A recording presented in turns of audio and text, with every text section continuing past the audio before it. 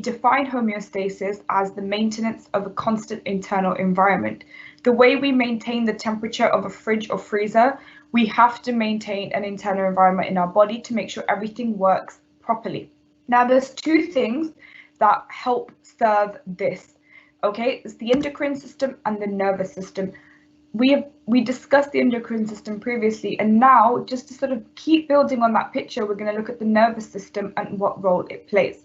Now, before we sort of look at the nervous system in a little bit more detail, we're going to briefly recap what happens in homeostasis. Now, remember we said that the human body has to maintain certain factors in very, very narrow limits, and things we control are things like blood pressure, your glucose concentration, your pH, your body temperature, and your water content. And not only does the endocrine system play a very, very big role, but your nervous system plays just as much of a role as well. When we maintain temperatures, our muscles are doing things, and those muscle movements are determined by the nervous system. A lot of the time, our blood pressure is being maintained via the autonomic nervous system. And that's basically something we don't consciously think about. There is a lot of things that happen in our body that are maintained very, very well without us even thinking about it. And it's all thanks to our nervous system. Now, just briefly, remember we discussed that a homeostatic system works with the presence of a stimulus, a receptor and a detector, a control center, an effector and a response. And it's almost like a cycle. So let's take the example of temperature. So remember, we define the stimulus as a trigger. This is a change in the environment. So we can say that we've had a change in temperature, for example, the temperatures have increased. Now, this obviously has to be detected by something. The change is detected by receptors, okay? And they're effectively known as detectors. We will look at receptors again this time because it ties in very well with the nervous system, but common examples of receptors are things like your eyes, your nose, your tongue for taste, you've got your ears for hearing as well, and then you've obviously got your skin as a touch sensation. Lots and lots of receptors everywhere, continuously detecting changes. When your skin detects this increase in temperature, this information is relayed to the control center. Okay, now the control center has two roles. The control center is taking in information from the outside environment via the receptors, and the control center is also going to determine what normal is. So say, for example, our normal temperature is 37 degrees Celsius. When any temperature is above or below this value, the control center needs to change it as soon as possible. So what the control center ends up doing is sends out a couple of commands to the effector muscles. Okay, these can be muscles, these can be glands, it's a multitude of things, depending on what the original stimulus was. Okay, so the control center sends out a lot of commands to the effectors, and effectively we produce a response. And what that response ends up doing is bringing down the temperature back to normal. And once we have achieved normal, the most important thing in homeostatic systems is that once normal has been achieved, this information is fed back to the control center. We let the control center know everything's fine, and then the control center can turn off its commands. And this feedback system we previously discussed, and we labeled it negative feedback. Now you may be thinking, well, how is this relevant to the nervous system? Now, the reason why this becomes very, very important is because how does the receptor communicate with the control center? It doesn't take a walk down the road and say hello, it doesn't knock on a door. All this is sent by signals. And these signals, this one here as well, and the effector, all these are signals, and often these are signals constituted by the nervous system. Okay, so it's really important to see where this human body system comes into play in this homeostatic picture. So I've just told you a little bit about negative feedback. So when we talk about thermoregulation, one of the reasons we're covering this is some of the exam questions we do, they actually touch on this topic again.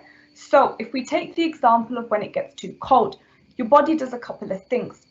Your hair stands up. Now, if you look at your hair layers on your arm, for example, what you'll see is your hair stands up when it gets too cold, and this is something we call goosebumps.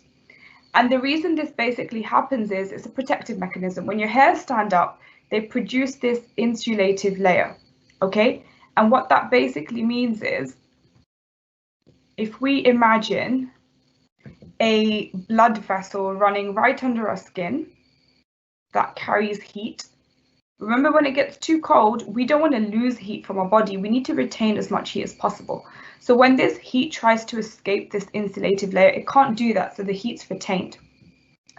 Another thing we do when we are really, really cold is that we shiver, like this young lady is here. Now, what happens when our muscles shiver or we shiver? That's basically our muscles contracting. Muscle contraction is a movement.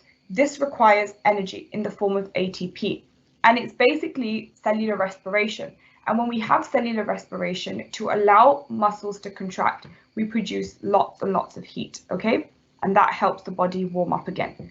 Now, again, how does the nervous system come into this? Something has to tell the muscles to contract. And what we'll find is that nerves carry messages to the muscles and tells them to contract, okay? Then the last one is vasoconstriction. The word vaso means vessel, constriction, it means to narrow. Now, say for example, this is your skin, just under your skin, and we have a blood vessel here.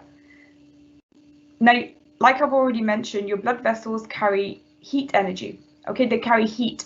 Now, what happens is, if we have a very, very dilated blood vessel, it's obviously going to lose more heat than one that's very, very narrow, okay? So that's just another mechanism which we then prevent heat loss from the body.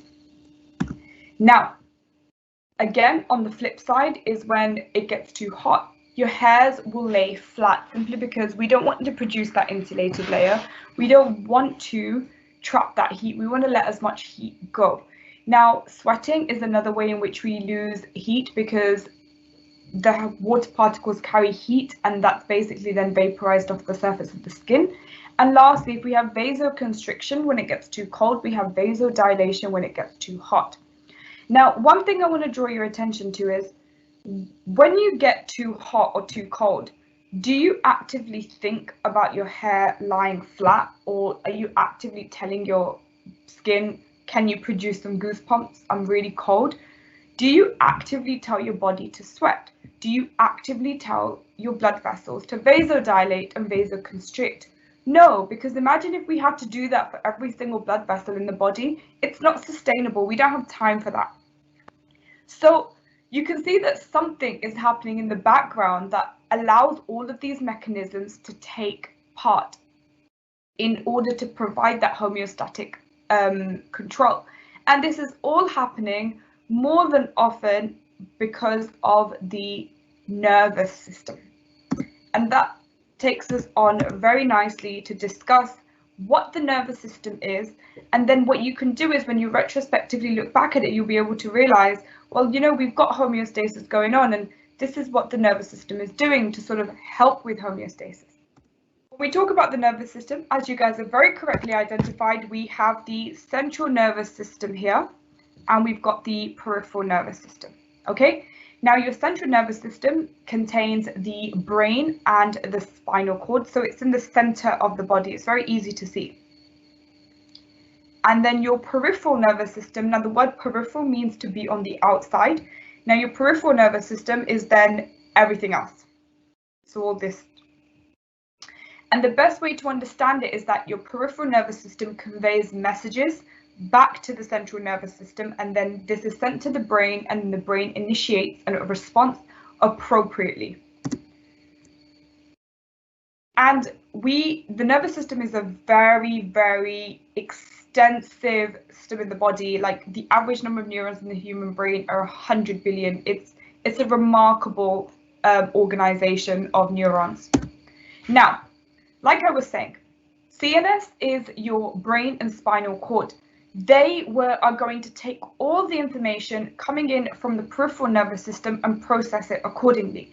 Now, some of the information that your peripheral nervous system can bring is things about temperature, touch, changes in the environment, multiple things, and we will go through some of these changes that the peripheral nervous system can conduct. The main thing is that this is all being detected by nerves, your peripheral nerves, and all this information is first carried to the spinal cord, and then it's transmitted up the spinal cord directly to the brain. Okay? Now, a nervous system is made up of nerves. When we talked about the endocrine system, we said it was made up of glands. Now, your nervous system is made up of nerve cells, okay? Otherwise known as neurons. Now, neurons are adapted to carry electrical impulses from one place to another. Recall in the endocrine system, messages were sent from a gland to a target organ via the blood. Here, everything is happening via neurons. That's the key players are the neurons. Now, if I was just to very briefly introduce you to a very basic neuron, it's important to be able to recognize different cells as part of different systems.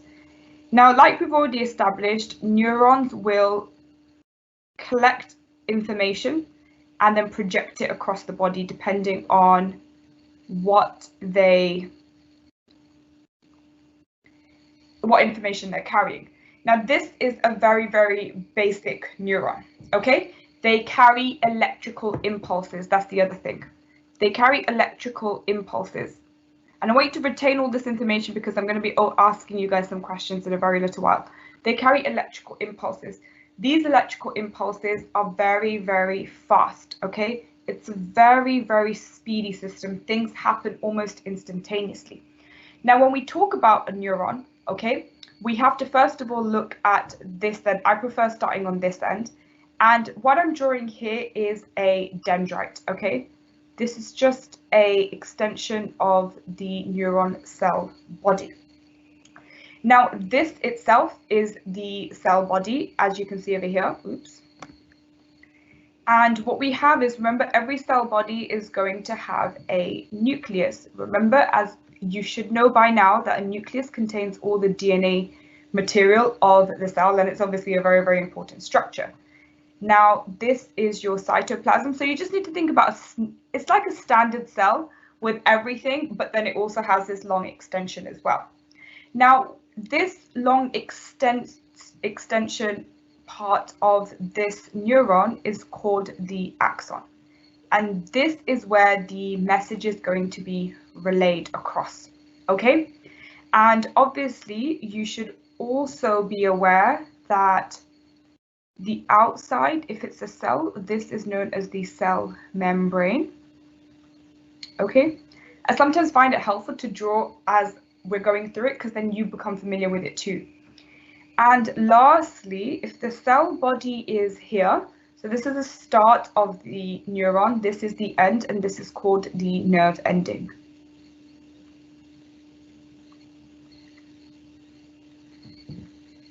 So, first things first, we have a nerve cell, otherwise known as a neuron. The neuron is going to carry electrical impulses around the body, and this is very, very rapid.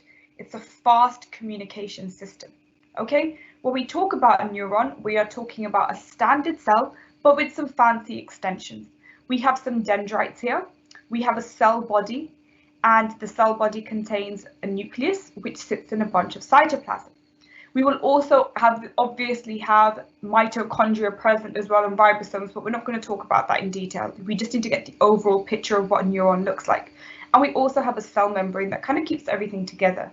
Now, when an impulse is generated, it's going to travel down the neuron, down the axon, to the nerve ending. Now, what can either happen at the nerve ending is one of two things. It can either communicate with another neuron, or it can communicate with a muscle, it can communicate with a gland. It really depends on where the neuron is coming from and what message it's carrying. Okay, so that's a standard nerve cell.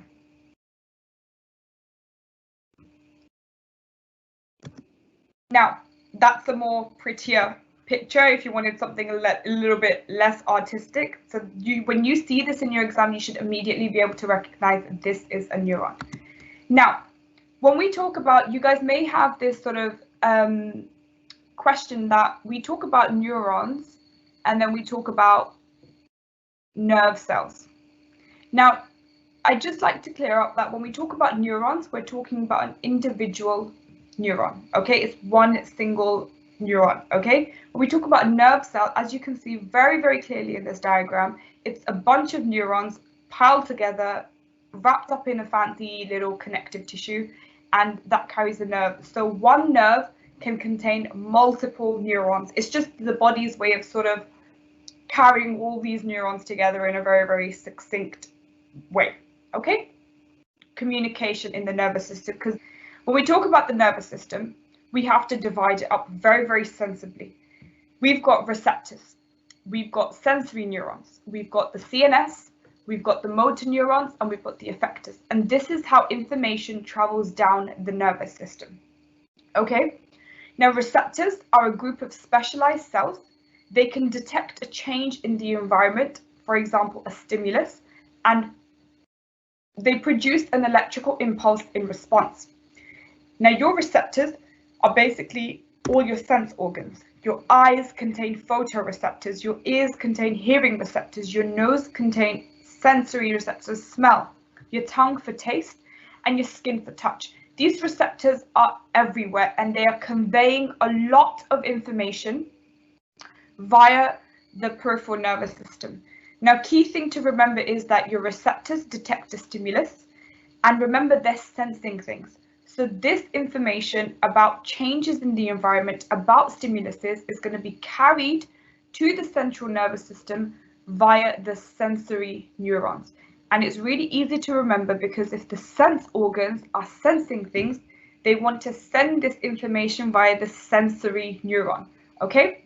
Again, your sense organs are sensing information such as stimuluses in the environment, and they are going to send this across to the central nervous system via a sensory neuron, okay?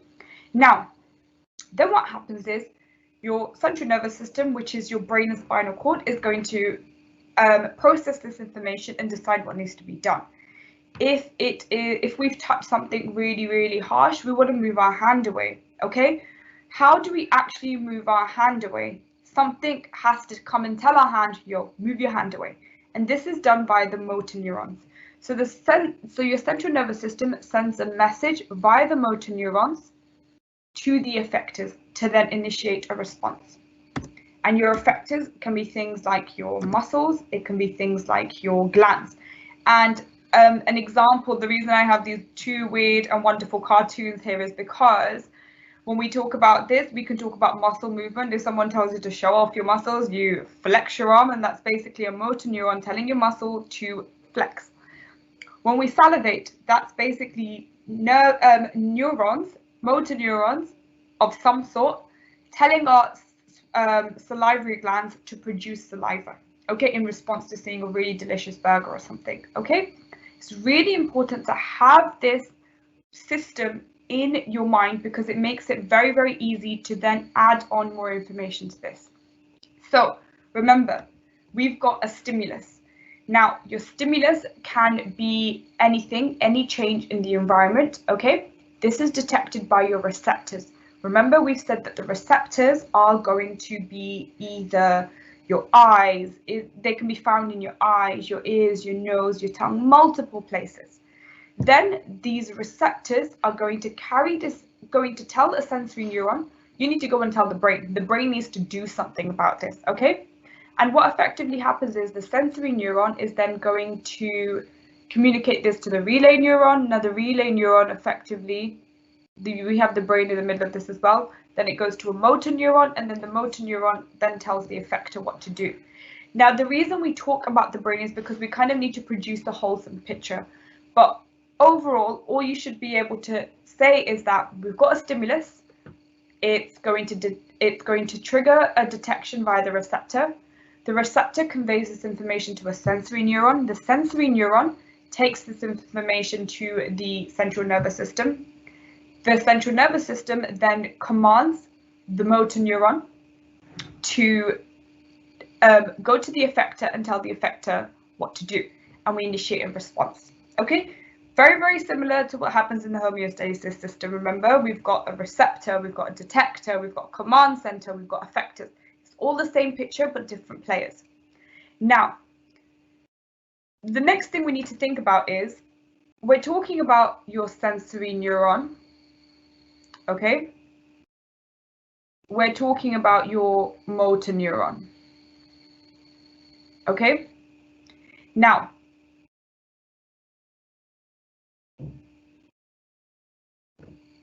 let's get some things cleared up. If it is a sensory neuron, it is detecting sensory information.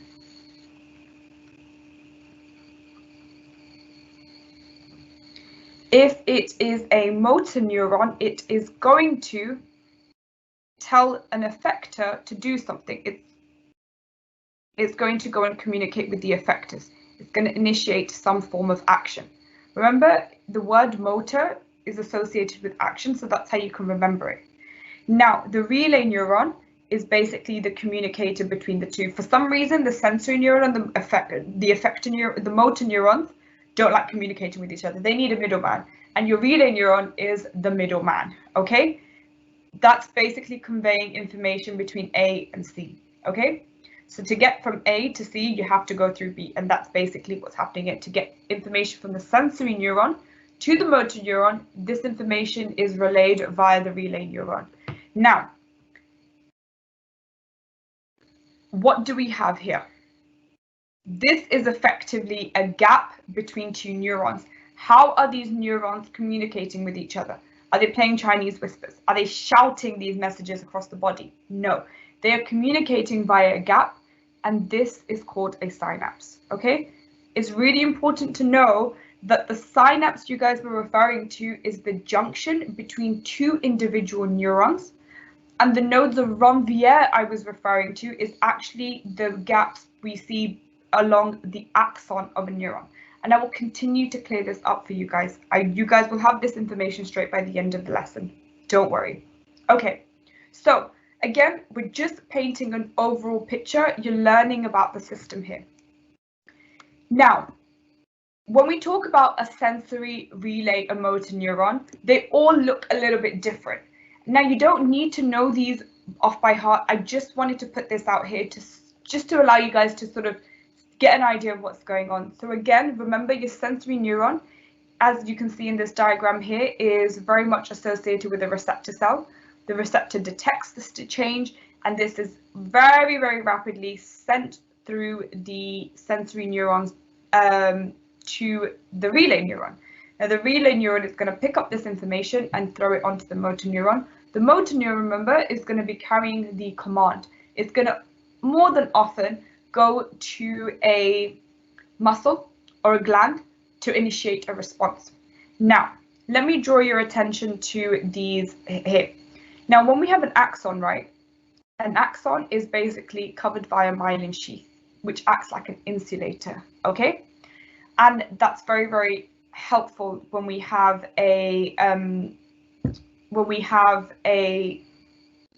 electrical impulses running along the length of the axon. When I was saying your myelin sheath, rather than looking like a solid block, it looks kind of gappy, okay? This is the gaps I was referring to. What are these gaps between the myelin sheath? And some of you very, very correctly identified, these are nodes of Ranvier, okay? Again, this is something you may learn about in a little bit more detail in year 12, but I think it's important for you guys to be aware of because they carry a very, very particular function. Now, recall I said that messages in the nervous system are very, very rapid. You literally don't even have to think about it and it's already happened. Extremely rapid. So what actually facilitates this rapid movement of information across the length of neurons, okay? And it's this system of the myelin sheath and the nodes around the ear. So here is your motor neuron. And remember we said that the motor neurons carry electrical impulses away from the central nervous system and they carry it to the effector organ. Sensory neurons carry information to the central nervous system. Okay, it's really important to make these distinctions. Now, when we talk about your motor neuron, remember we were talking about the myelin sheath. Now, why do we need a myelin sheath? Now, the myelin sheath insulates the axons and it speeds up the transmission of the electrical impulses because the nervous system is all about being very, very quick and very, very rapid. The myelin sheath is interrupted at intervals known as nodes around the ear. So I think just for you guys' benefit, don't refer to the gaps as gaps because then you start confusing it with a synapse. These intervals between the myelin sheath are called nodes around the ear, and they carry a very, very key function. When we look at a myelinated axon and a non-myelinated axon, basically an electrical impulse has to travel the length of it, right? And it also has to travel the length of this. When an electrical impulse travels down a non-myelinated axon, it has to cross the entire length. Now, remember I said that the myelin sheath was insulated.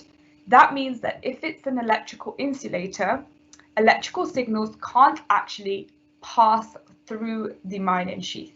So what ends up happening is in a myelinated axon, your electrical signal effectively jumps. It jumps from node to node because that's where there's no insulation. So a myelinated axon is basically someone going, you know what, I need to like break up the length of this axon. So what ends up happening is we end up with a electrical impulse that jumps. Now, if you guys are a little bit confused, I have a more simpler diagram. Now, what we are basically talking about is the movement of an electrical impulse down the length of an axon. Okay, and remember an axon is basically just the long part of your nerve cell. That's all. Now, your axon can either have a myelin sheath on it or it doesn't have to have a myelin sheath on it. When we talk about a myelin sheath is an insulative, it's an electrical insulator. Now, if it's an electrical insulator, that means that an electrical impulse cannot go through the myelin sheath. So if we have an electrical impulse coming down a non-myelinated axon, it's fine. It's just going to make its way across, right? But when it tries to go through a myelinated axon, what effectively happens is that it's going to be like, hang on a second, I can't really get through that. Now, what ends up happening is when we have a myelinated axon, the myelin sheath is actually broken down and it has these gaps. And it was these gaps we were referring to as nodes around the ear. And what you can imagine happens is if this is your myelin sheath, and I'm telling you the fact that when we've got a myelinated axon, the electrical impulse cannot go through it. What do you think happens when the electrical impulse tries to get through this myelin sheath? It effectively wants to go here. If you can't go through it, remember what that's saying, if you can't go through it, you go over it. So what the electrical impulse does is it jumps, okay? Then it gets to another part of the axon that's got more myelin on it. And again, it says if I can't go through it, I'm going to go over it. And then it jumps again. And then it sees another one. It sees more myelin sheath and goes, you know what, I'm just going to jump again. So what we end up doing is rather than walking along the length of an axon, the impulse actually jumps along the length of the axon from node to node. And the reason this is beneficial, I always like to give someone a real life example. If I asked two of you to walk or jump across 10 meters, I guarantee you the person who jumps would probably get there faster, simply because he's jumping from the stepping stone to stepping stone rather than having to walk the whole length. And that's the whole purpose of the myelin sheath. You wax a myelin sheath onto an axon and then you cut it up And what it means is that your electrical impulse, rather than walking the entire length of the axon, now just jumps across the axon and it gets to the end quicker. It's all about making the electrical impulse get along the length of the axon much quicker. Okay, so it's a very, very effective mechanism in that sense, because remember, the nervous system is all about rapid responses. You can't burn your hand and then realize 10 minutes later, because then you end up damaging your body. Okay, it has to be very, very rapid. And this is one of the mechanisms the body has in place to ensure these electrical impulses move very, very rapidly across the length of the body. Now, just a fun fact for you. I don't know if any of you guys have heard of a motor neuron disease, but a motor neuron disease is a very, very rare disease, and it's very fatal and it rapidly progresses, so it gets bad very quickly. And what happens is it affects the brain and spinal cord. And when we talk about motor neuron disease, now that you know what a motor neuron is, you can imagine that any motor neuron in the body can be affected. And these patients become very unwell because it can affect their arms and legs, their ability to speak, their ability to swallow, or even their ability to breathe. It's an awful condition with very little to no cure. It's often you end up managing the symptoms. Now, the reason I mention this is because obviously it's good to know how the nervous system works, but we also need to know what happens when it doesn't work, okay? Because that's where the medicine comes into it. And there's a very, very famous person who had motor neuron disease, and some of you guys may know Stephen Hawking. Now, Stephen Hawking was actually passed away when he was age 76, and he lived with motor neuron disease for almost 50 years, and that's quite remarkable because it was such a debilitating condition. He was a scientist though, and he was first diagnosed when he was 21, so the life expectancy isn't very long, but he managed to do a lot in his life. So, you know, it's an interesting way to sort of keep in mind that when we learn about these things, there's real life implications of this when things do go wrong in our very normally functioning bodies. Now, remember, we've said that we've got a nervous system, and we've said that the sensory neurons carry electrical impulses from the receptors towards the CNS. Okay. And then you've got so remember we said we've got your receptors, you've got your sensory neuron, then you've got your central nervous system, and then you have your motor neuron, and then you have your effectors. So if there's anything you memorize, it should be this series of events. And the only thing you guys need to know here is that what the sensory neuron is doing is taking messages from the receptors, dropping them to the central nervous system, and then the motor neuron is carrying messages away from the central nervous system to the effector. Now, again, sensory neurons, why are they important? Now remember, your sensory neurons are detecting every single thing in your body. They're sensing things. So what can happen if our nerves are damaged, okay? And we call this a sensory neuropathy. When we have damages to nerves that carry messages of touch, temperature, pain, and other sensations to the brain, you can become very, very unwell. Imagine not being able to detect pain in your body. Like, you put yourself in some very, very dangerous situations. A very common sensory neuropathies can be really, really serious. It can be really, really minor. One very common one, which I'm sure you guys probably know someone with this, carpal tunnel syndrome. Now, carpal tunnel syndrome is basically where we have an issue with one of our sensory nerves called the median nerve. Okay, it's a nerve that runs across just below the palm of your hand over here, and it can often get compressed. Obviously, if it's compressed, it's relatively damaged, and it can't actually carry any sensory information to the hand or from the CNS to from the outside to the inside of the body. And what ends up happening is that the patients have a very, very distinct pattern of numbness. And it's the first 3 fingers and half of the 4th finger, the ring finger. Okay. And this is basically kind of puts into perspective that you have a billion, probably even more sensory nerves in the body. And each sensory nerve carries a very, very particular function. So in medicine, what ends up happening is sometimes when the patient comes in saying, I can't feel my I've got numbness or pain in my hand, the first thing we ask is where exactly. And sometimes if it's very, very specific conditions, the patients will present with very, very specific symptoms such as this.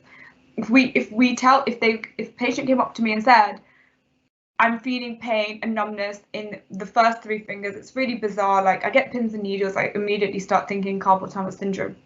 Okay, similar way if someone said, I've lost sensation in a particular part of my leg, I'd be able to identify what nerve it was, because each nerve carries very, very specific sensory information from a particular area of your body. Okay, so again, it's all about putting it into a real life context.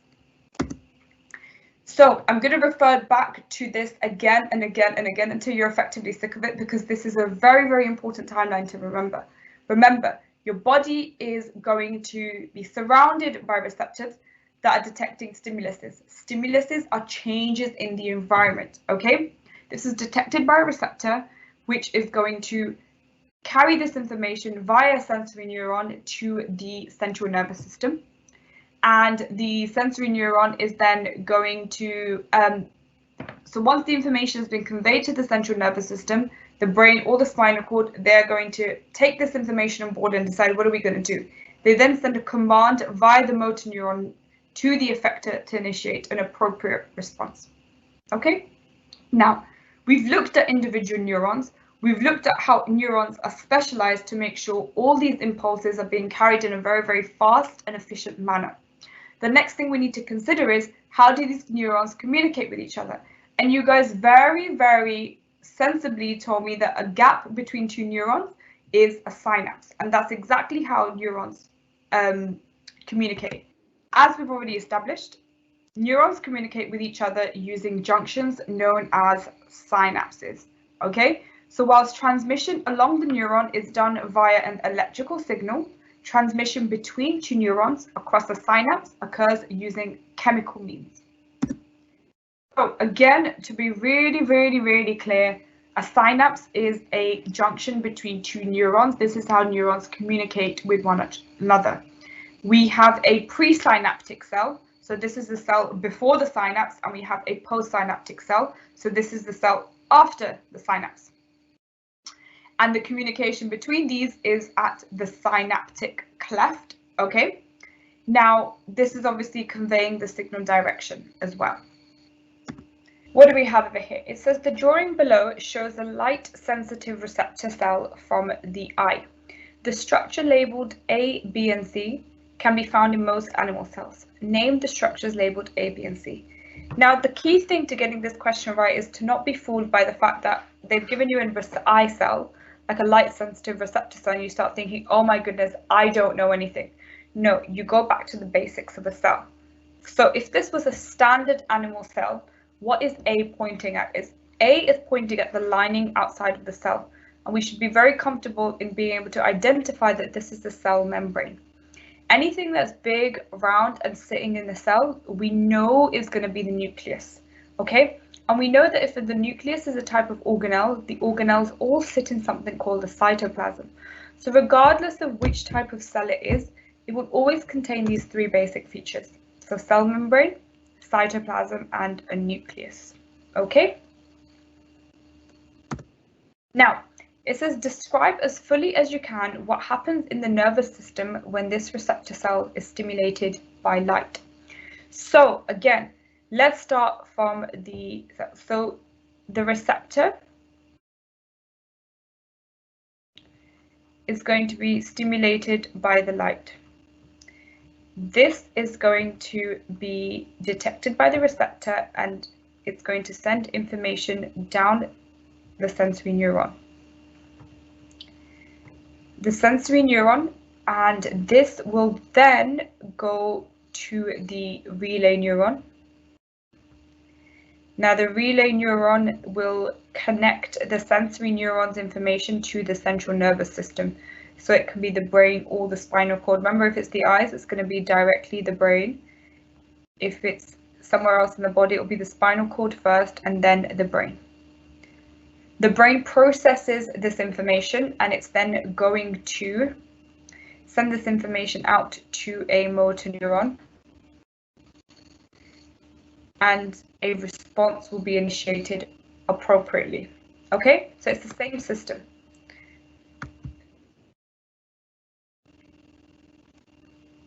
Now, for some reason I can't, the rest of the mark scheme hasn't come up, but I will pull it up for you guys afterwards. But it says nerve impulses sent along nerve fiber to the brain, each for 1 mark. So they basically list a set of points, and they will expect you to then explain exactly what's going on. Okay, so again, all it's alluding to is the fact that we've got the light coming in, which is being detected by a receptor. This information is going to be conveyed via a sensory neuron to a relay neuron, which then is going to go communicate with the CNS. This will then go and convey an information to a motor neuron, which will then elicit an appropriate response, okay, such as blinking of the eye or moving of one of the eye muscles, etc. Now it says many human actions are reflexes. Which 2 of the following are example of reflex actions? Jumping in the air to catch a ball? No, because you think about it. Raising a hand to protect the eyes in bright light? Releasing saliva when food enters the mouth? Maybe. Running away from danger? Possibly. Withdrawing the hand from a sharp object? When you're running away from danger, you're thinking about it, so not necessarily. Releasing saliva when food enters the mouth, that is something you think about as well. It's not almost instantaneous. So therefore, the only ones that are left out of these options is the ones that happen very, very quickly. You touch a sharp object, you're going to really quickly move your hand away. You raise a hand to protect the eyes in bright light as well. That should be up here. So let me just, okay. Let's look at this one. So I have accidentally explained the wrong answer here, but let's think about it for a second. Let's look at this one. So say, for example, we were adamant that this was the right answer and not this one. When we think about reflex actions, let's go back to the basics. When we think about reflex actions, we have to think about things that we don't think about them.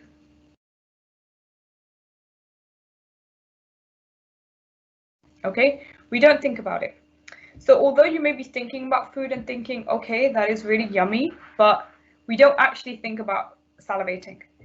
Now, this protect the eyes from bright light, you may think reflex actions are designed to protect us. Maybe this is what the pitfall I just fell into accidentally. Okay, no, because look at the front of this phrase.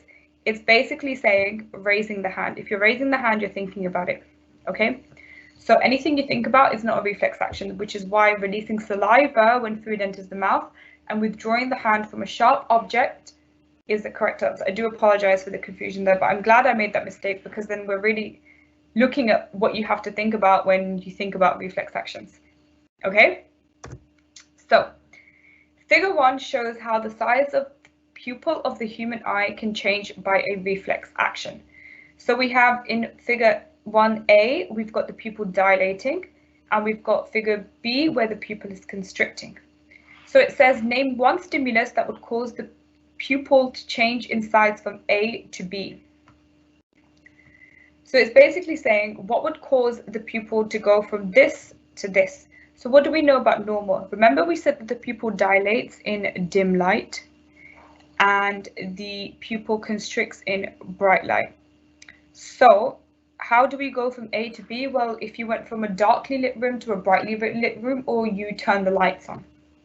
Okay? Bright light is your stimulus. Okay? Now it says structure Q causes this change in size of the pupil. Name structure Q. This is, remember we said that it's the iris that controls the size of the pupil. Now, just out of interest, if we just look at this over here, it says, your mark scheme says correctly named eye drug, morphine or heroin.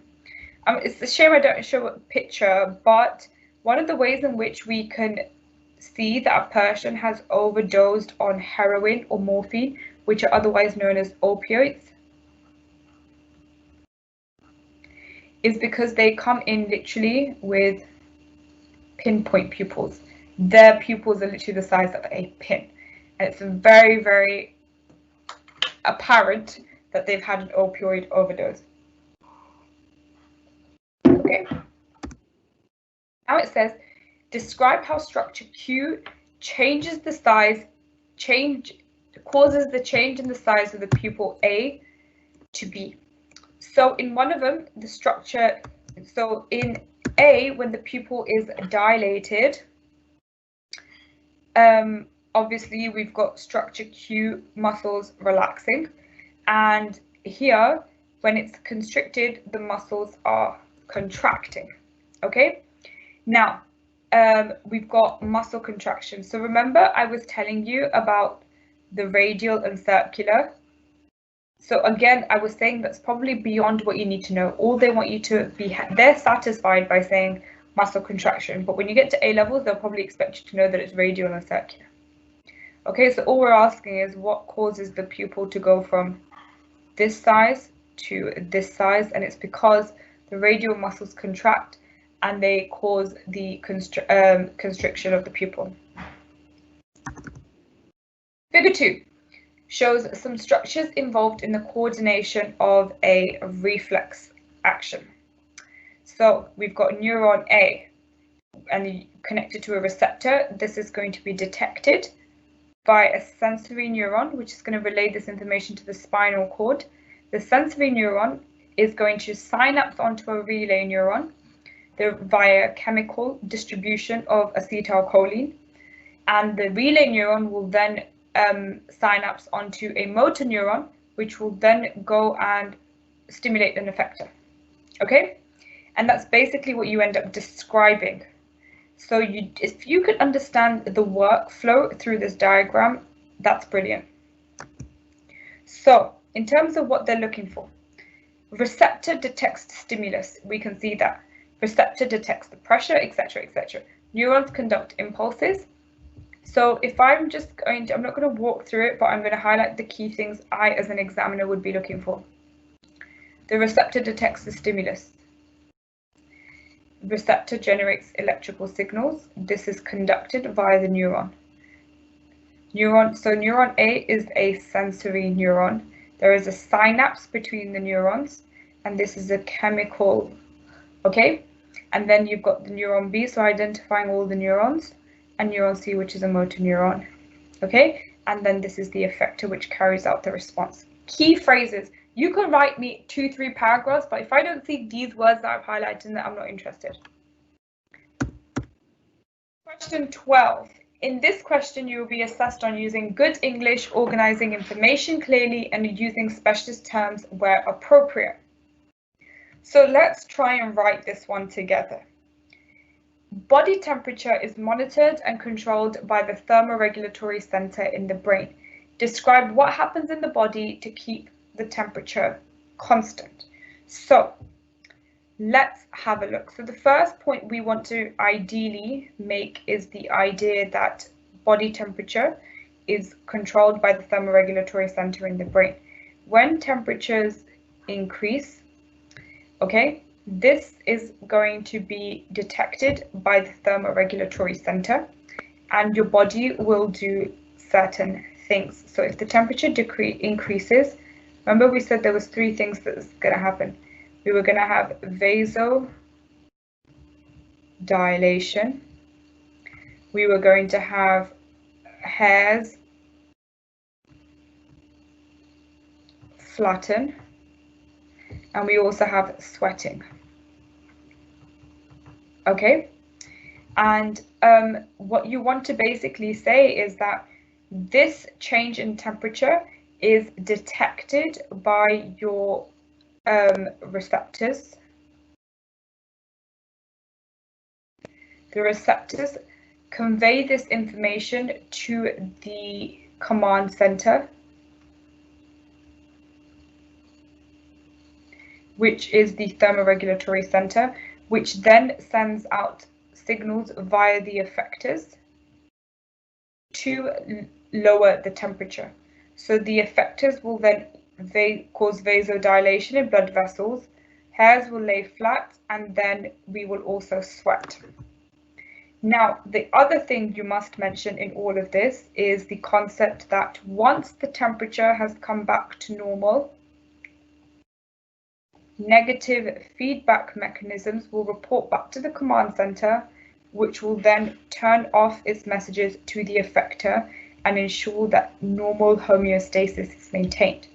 You would then talk about the reverse when the temperatures drop.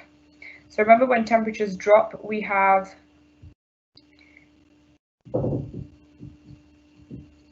vasoconstriction. The hairs will stand up to produce that insulative layer, and we will have shivering, so muscle contraction. And you could go on to say that muscle contraction produces heat through respiration, and that warms our body up. So you have to touch on the whole thing.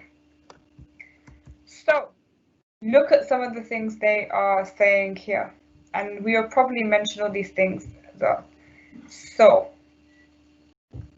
temperature receptors in the thermoregulatory center are going to detect core body temperature. Temperature receptors in the skin send impulses to the thermoregulatory center, giving information. If the core body temperature is too high, we have vasodilation. More blood flows through the skin and more heat is lost. Sweat glands release more sweat by evaporation. If the core body temperature is too low, the blood vessels constrict to reduce the blood flow to the skin. Muscles may also shiver to release heat energy.